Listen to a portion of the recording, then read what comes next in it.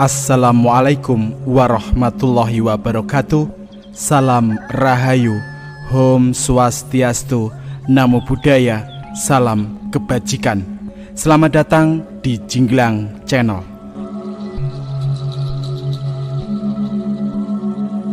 Roro Jonggrang dan Bandung Bondowoso adalah legenda rakyat Jawa yang sangat populer di sekitaran Jawa Tengah serta Yogyakarta.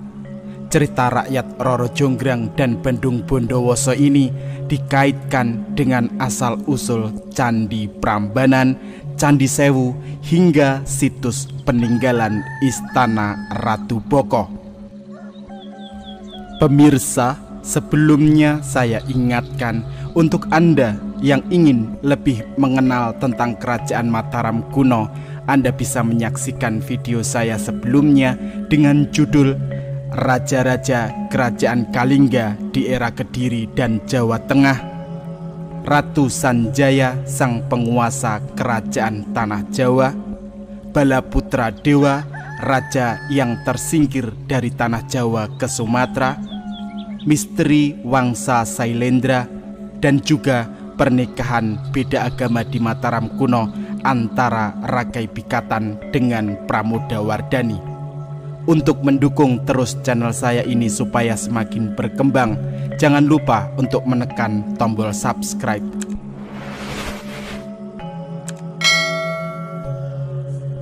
Dan bila Anda suka dengan video ini, silahkan Anda share ke medsos kalian. Terima kasih.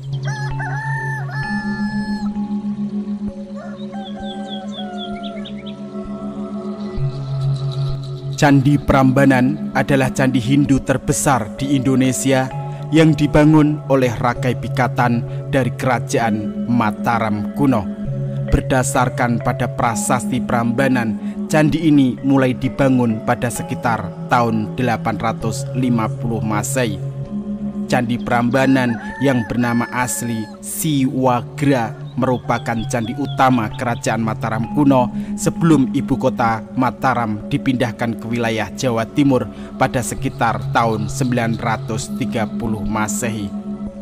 Pusat kekuasaan Kerajaan Mataram kuno sendiri dipindah dan Candi Prambanan pun mulai ditinggalkan karena bencana gempa bumi serta letusan dahsyat Gunung Merapi di sebelah utara Prambanan.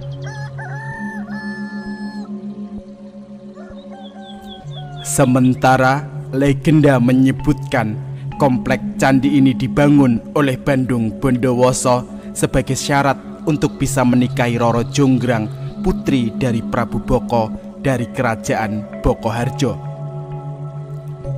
Alkisah, ada dua kerajaan yang selalu berseteru, antara Kerajaan Pengging yang dipimpin oleh Prabu Damarmaya dengan Kerajaan Boko dengan rajanya Prabu Boko yang merupakan seorang raksasa bertubuh tinggi besar.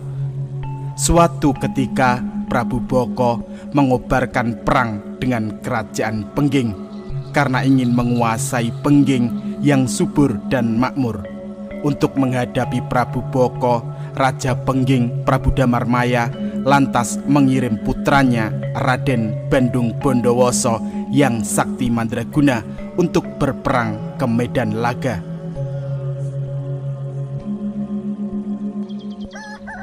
Dalam sebuah pertempuran yang sengit, Bandung Bondowoso yang gagah berani ini berhasil menewaskan Raden Boko, raja raksasa yang gemar memakan daging manusia. Mendapati rajanya telah tewas, patih Kerajaan Boko yaitu Patih Gopala segera kembali ke keraton dan melaporkan peristiwa tersebut kepada putri Raja Boko yang cantik jelita yang bernama Roro Jonggrang. Mendengar kematian ayahnya, Roro Jonggrang merasa sangat sedih. Dia pun merasa sangat marah dan menaruh dendam pada Bandung Bondowoso yang telah menewaskan ayahnya. Bandung Bondowoso yang berhasil mengalahkan Raja Boko dan tentaranya lantas bergerak maju memasuki ibu kota kerajaan Boko. Saat masuk ke istana Boko dan bertemu putri Roro Jonggrang, Bandung Bondowoso tiba-tiba saja merasa jatuh cinta. Raden Bandung Bondowoso pun langsung menyatakan dia ingin melamar putri Roro Jonggrang. Sayangnya putri Prabu Boko, Dewi Roro Jonggrang ini langsung menolak karena tak mau menikah dengan orang yang telah membunuh ayahnya. Bandung Bondowoso yang sudah terlanjur jatuh cinta terus membujuk Roro Jonggrang agar mau menikah dengan dirinya. Raden Bandung Bondowoso juga mengajak Roro Jonggrang untuk bisa menyatukan kerajaan Boko dengan kerajaan Pengging yang selama ini selalu berseteru. Karena Bandung Bondowoso terus memaksa, Roro Jonggrang pun akhirnya menerima dengan syarat Bandung Bondowoso harus membuat sumur Jolotundo dan juga 1000 candi yang megah dalam tempo semalam saja. Karena merasa memiliki kesaktian luar biasa, Bandung Bondowoso pun langsung menerima syarat dari Roro Jonggrang, yang mana bagi manusia biasa hal itu terasa sangat mustahil.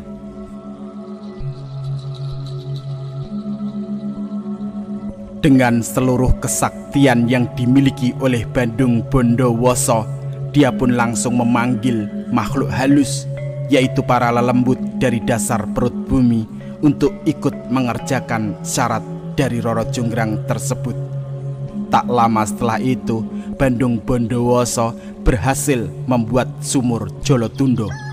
Roro Jonggrang lantas meminta Bandung Bondowoso untuk segera turun ke dasar sumur itu untuk memeriksa bagian dalam dari sumur Jolotundo tersebut. Tanpa diduga, Roro Jonggrang dengan dibantu Patih Gopala langsung menimbun sumur Jolotundo dengan bebatuan dan tanah. Namun dengan kesaktian yang dimiliki oleh Bandung Bondowoso, dia berhasil keluar dari dasar sumur Jolotundo yang teramat sangat dalam itu. Bandung Bondowoso sebenarnya merasa sangat marah, namun karena melihat paras cantik yang dimiliki oleh Roro Jonggrang, hatinya kembali luluh. Dengan dibantu para lelembut makhluk dari dasar bumi, Bandung Bondowoso lantas mengerjakan syarat kedua, yaitu membuat 1000 candi yang megah. Setelah lewat tengah malam, Bandung Bondowoso berhasil menyelesaikan 999 candi, dan hanya tinggal membuat 1 candi saja supaya syarat dari Roro Jonggrang bisa terpenuhi. Roro Jonggrang yang merasa panik pun lantas menyuruh para emban dan juga dayang-dayang istana beserta rakyat Boko, khususnya kaum perempuan, untuk menumbuk padi. Rakyat kerajaan Boko juga diminta untuk membakar kayu dan juga jerami padi yang kering di sebelah timur.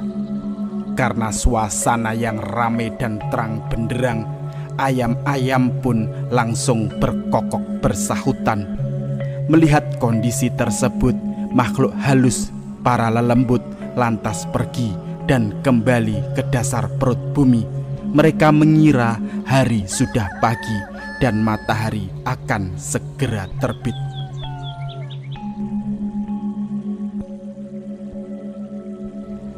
Mendapati usahanya yang gagal karena tipu daya dari Roro Jonggrang, Raden Bandung Bondowoso yang sakti ini lantas mengutuk Roro Jonggrang menjadi batu. Wahai Roro Jonggrang, dirimu sungguh keras kepala seperti batu.